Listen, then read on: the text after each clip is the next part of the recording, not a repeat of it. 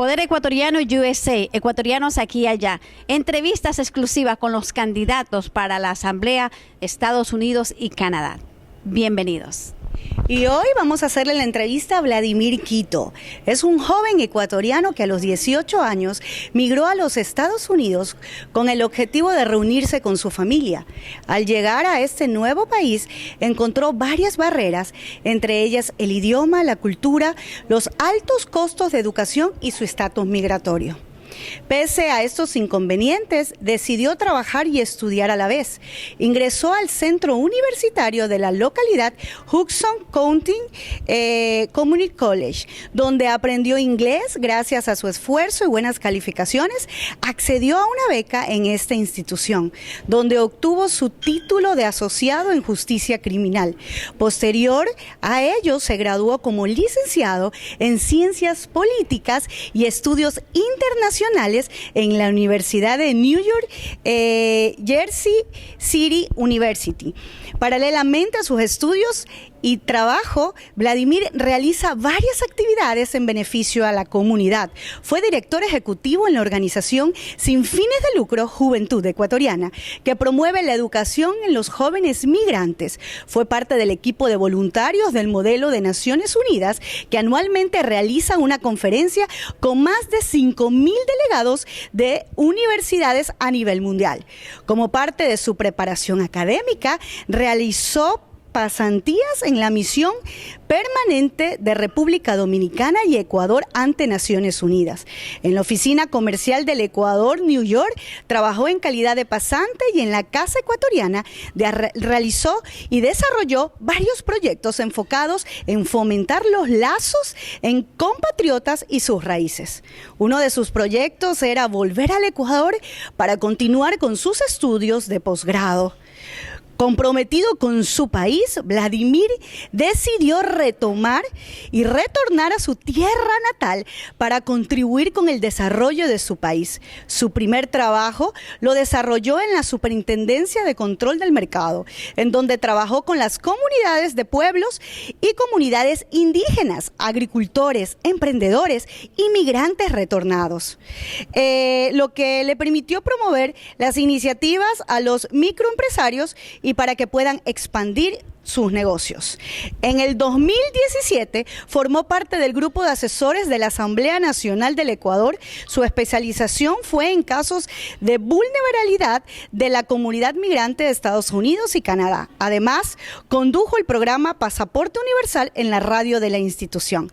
En febrero del 2018, Vladimir Quito fue designado por el gobierno del Ecuador vicecónsul en New Jersey. Su trayectoria le permitió acceder a este cargo por su gran aporte a la comunidad migrante de los Estados Unidos del norte de América. Día a día trabaja por sus compatriotas en diferentes servicios que brinda el consulado y ha fortalecido el lazo que existe entre las autoridades locales con las organizaciones sociales, culturales, juveniles, entre otros. Además, su liderazgo se enfoca en incentivar a que más jóvenes sigan su ejemplo. Su bandera, la lucha en la educación superior. Bienvenido, Vladimir Quito.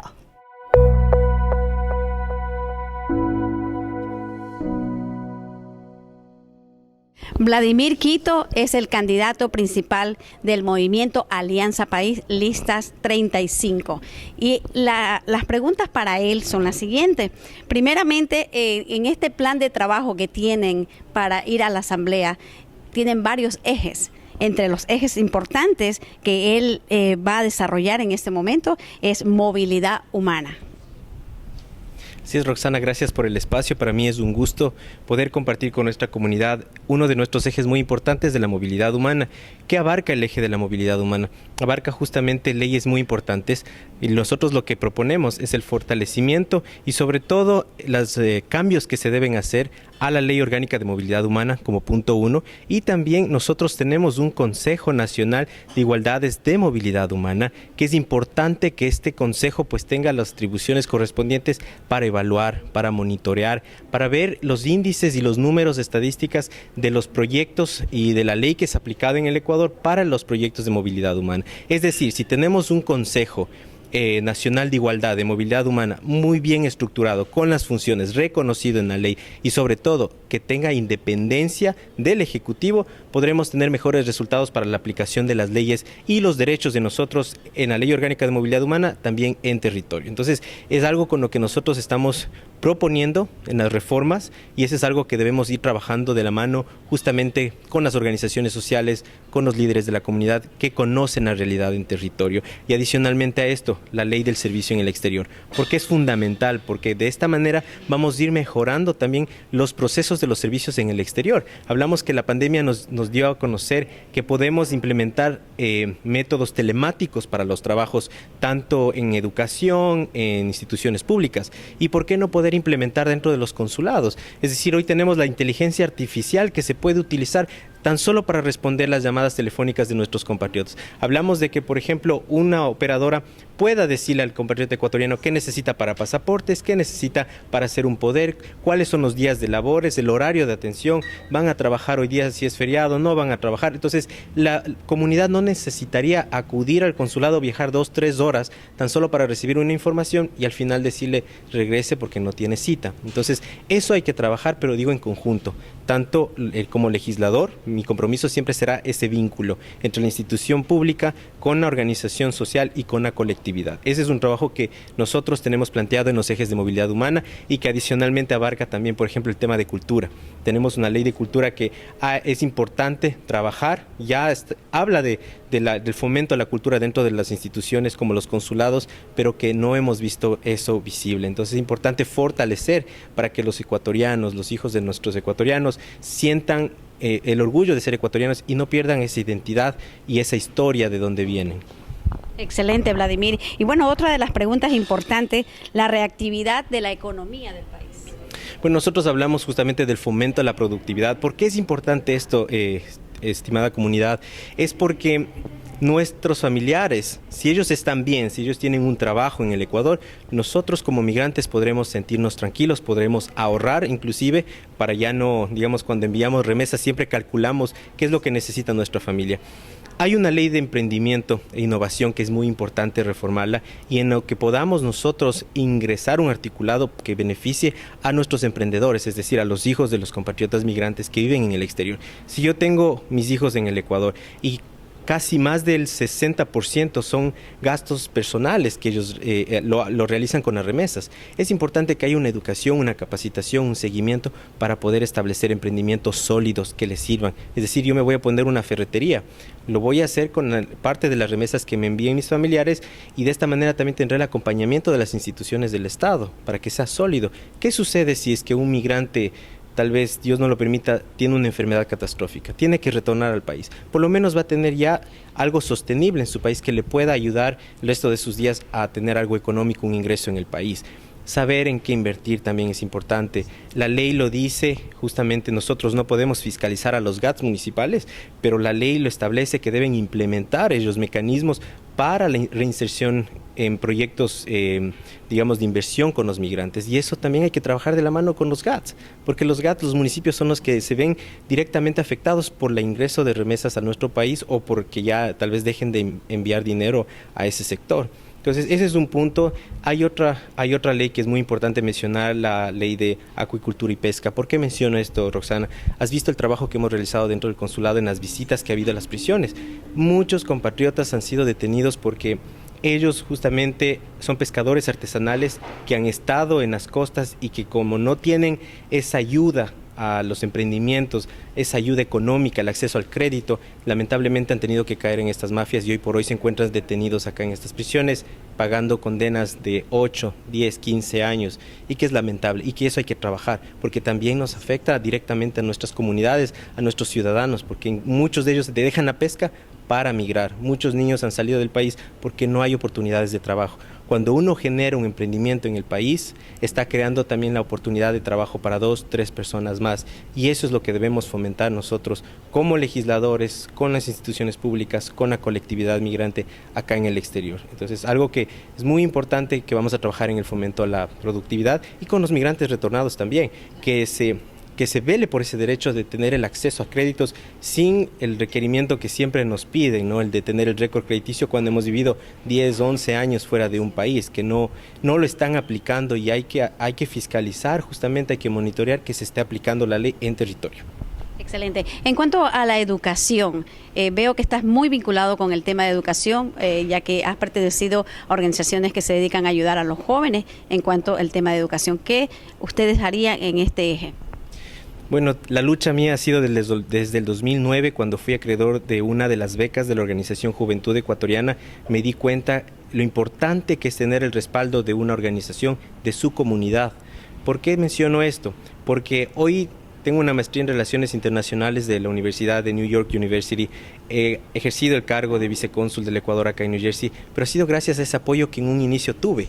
Y eso es lo que debemos fomentar. Nosotros dentro de nuestro plan de trabajo tenemos dos leyes también bastante importantes. El primero, las iniciativas a la Ley Orgánica de Educación Superior para el fácil acceso a las personas que tienen esa iniciativa, tienen ese gusto de poder ir a la universidad, que les faciliten los trámites, porque las madres migrantes hoy por hoy lloran que sus hijos tienen muchos obstáculos para poder ingresar a las universidades, no tienen esa ayuda, para poder cumplir sus sueños de educarse en ese país. Otra de las cosas es establecer, hay el mecanismo de que los ecuatorianos en el exterior también podemos aplicar a las becas de CENESID. Pero ¿qué sucede? Que no estamos muchos familiarizados con ese proceso, desconocemos totalmente, y hay que fortalecer y hay que fiscalizar que ese presupuesto sea asignado directamente, como digo, al área de la movilidad humana, para que podamos fortalecer inclusive en CENESID esas becas y que muchos más puedan acceder. Yo fui un becario de CENESID.